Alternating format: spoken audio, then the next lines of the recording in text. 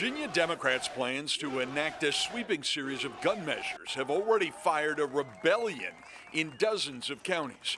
Now, armed gun rights supporters from across the country, including some from the far right, are planning to sweep into Richmond on Martin Luther King Day.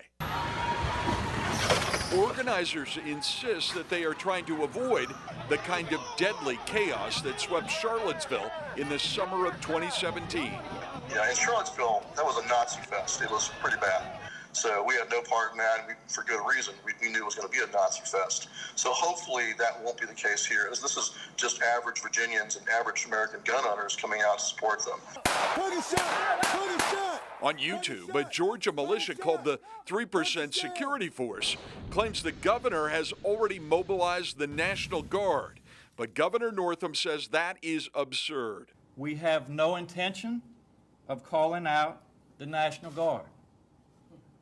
We're not going to cut off people's electricity. We're not going to go door to door and confiscate individuals' weapons.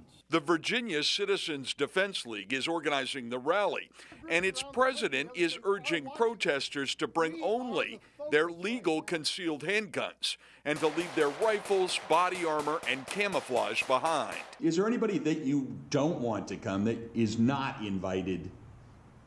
It's a public thing. We have no control. Van Cleve has been meeting with the Capitol Police in hopes of heading off trouble.